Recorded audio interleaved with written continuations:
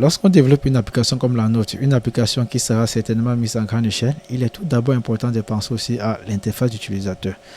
Jusqu'ici, nous avons fait que générer les pages HTML avec le moteur de template Django et nous savons que l'une des particularités du HTML est de structurer donc la base de notre code, donc structurer donc notre page web.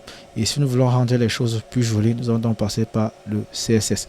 Et le CSS qui signifie Cascading Style Sheet, ce sont des feuilles de style qui vont nous permettre d'emporter du style au niveau de notre code. Ok. Et il existe beaucoup de librairies CSS qui nous facilitent la tâche. Au lieu d'écrire le CSS natif, nous allons donc passer au niveau des librairies comme Bootstrap, Matea UI, Tailwind CSS ou encore InDesign. Il existe beaucoup. Même Semantic UI, c'est toujours une librairie CSS. Mais aujourd'hui, nous allons donc nous plonger dans Bootstrap parce que c'est ce que je connais un peu et c'est ce que j'ai un peu beaucoup plus pratiqué. Ok.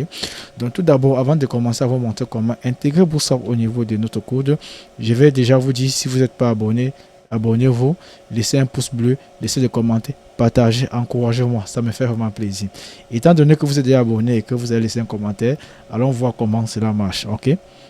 Lorsque je suis au niveau de ma page web, j'ai lancé le site officiel de Bootstrap. Si je ne mets pas le lien en description, rappelez-moi, je vais mettre le lien en description. Ok, quand on dit charger le site depuis un CDN, ok, nous allons intégrer Bootstrap de deux manières. La première manière sera de charger Bootstrap depuis le CDN. Ça veut dire, donc Bootstrap sera chargé depuis un serveur distant. Ok, la deuxième manière sera de télécharger Bootstrap et de l'installer au niveau de notre code. Donc, je vais déjà charger le fichier CSS Bootstrap depuis un CDN. Dans cette vidéo, nous verrons uniquement comment utiliser donc les fichiers CSS. Si vous voulez utiliser les fichiers JavaScript, libre à vous de l'intégrer. C'est la même procédure. Ok, donc je vais vous montrer comment venir là. Je vais venir au niveau de base HTML pour charger cela. Pourquoi j'ai choisi base HTML? Nous savons donc que la seule page qui est appelée à chaque moment que nous chargeons une page, c'est base.html. Il y a juste ce qu'on appelle les inclusions. Ok, donc je vais charger ceci. Si vous chargez plutôt au niveau des listes, ça veut dire que vous allez charger dans toutes vos différentes pages HTML et chaque fois quand vous allez appeler une page, Bootstrap sera retéléchargé. Or, en chargeant au niveau des bases, Bootstrap sera téléchargé une seule fois et sera réutilisé partout. Ok, donc je vais faire le choix de charger ça dans base étant donné que je suis parfois intelligent. Ok, je charge ça ici. Je vais sauvegarder. Ok, si je reviens donc au niveau de mon code, je vais essayer d'actualiser un peu pour voir s'il y a un changement. Regardez dans la structure des boutons et des polices. Vous voyez là, la police a changé, le bouton a un peu changé. Bon, si je veux complètement changer ce bouton, je peux venir au niveau de mon code là. Je viens dans liste, je vais cibler ce bouton. Je vais ajouter une classe qui va permettre donc de pouvoir gérer cela. Ok. Sachez donc que la librairie CSS à l'avance, au coup le CSS est déjà écrit. Donc libre à vous de pouvoir écrire juste des classes pour pouvoir rendre ça plus nice. Ok. En respectant une certaine logique aussi, il faut préciser. Je vais dire btn-primary. Ok. Si je dis primary, je vais venir là et je vais essayer d'actualiser.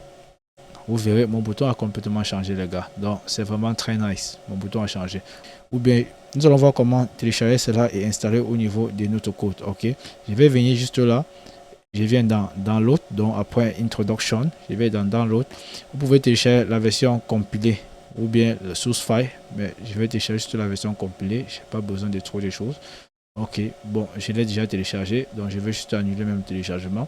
Je viens là sur la version que j'ai téléchargée.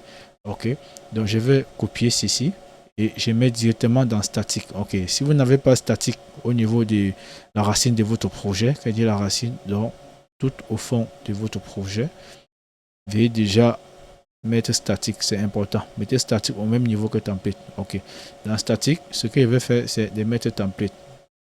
Bootstrap, ok, je mets Bootstrap dans statique. Je vais renommer ceci. Ok. Et quelle est dans la structure de Bootstrap? Voilà, j'ai le dossier CSS qui regroupe l'ensemble des dossiers, des fichiers CSS autant pour moi. Et j'ai JavaScript qui fait également la même chose. Donc, ce que je peux faire, c'est quoi? Je viens ici. Je veux copier le chemin relatif de celui-ci pour ne pas avoir écrit les choses intégralement. Donc, qu'est-ce que je peux faire là? Ici, je vais faire comme ceci. Et j'ai fait comme ceci pour supprimer rapidement. Ok, j'ai supprimé. Donc, je vais charger celui-ci dans l'entête. Donc, je mets link CSS. Ok, au niveau d'ici, étant donné que c'est un fichier statique, donc je ne vais pas juste mettre le lien, sinon ça ne devrait pas fonctionner. Donc je vais charger cela normalement en utilisant donc la logique que nous connaissons déjà. Donc je fais comme ceci et j'utilise le pourcentage, je mets statique qui est là et je mets mon chemin relatif. Étant donné que statique ici existe déjà, donc je ne peux plus l'utiliser ici là. Ok, donc statique sera complété automatiquement ici là. Je vais juste aller au niveau de mon fichier de configuration, essayer d'introduire ce statique ici là. Donc je retire celui-ci de trop et je fais comme ceci là. Maintenant je viens au niveau de la configuration. Ok, vous allez voir static file. Si vous mettez static file, le URL ici, le voici que nous l'avons mis ici, URL, c'est ce statique là. Ok, maintenant nous allons dire va donc dans le dossier statique, nous chercher dans Bootstrap qui est là. Voilà ça, Bootstrap, CSS, Bootstrap.css. C'est ce que nous allons dire. Mais si vous mettez là, ça ne va pas foncer, étant donné que j'ai fait l'erreur, c'est un seul L déjà. Ok, même comme ça ne va pas foncer. Même comme ça ne va pas fonctionner. C'est juste une constante et une constante qui doit être généralement initérable. Vous allez voir là, on dit path is not iterable. Donc ça doit être initérable. Et pour que ce soit initérable, ça peut être un dictionnaire ou bien un tuple. Donc je peux décider de mettre un tuple. Libre à vous de mettre un dictionnaire. Si j'actualise comme ceci, ça ne doit pas toujours marcher. Vous voyez que ce n'est pas initérable. Je dois mettre la virgule. Vous savez la chanson les gars. Ok. Voilà ça qui marche, c'est nickel. Et je reviens au niveau d'ici. Ce que je peux faire, c'est d'actualiser. Si j'actualise, on me dit quoi? Que invalid block tag line 14, dans la ligne 14. Static, do you forget to register or load this tag?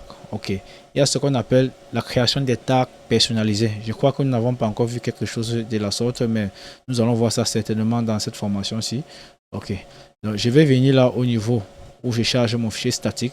Je vais dire à Django qu'en réalité, statique, tu vois, ce n'est pas un bloc que j'ai ouvert. Étant donné que c'est comme ça qu'on ouvre souvent les blocs avec les pourcentages. Ok, c'est juste que c'est un fichier statique. Donc je viens là, je dis statique. Donc je viens là, je dis l'autre.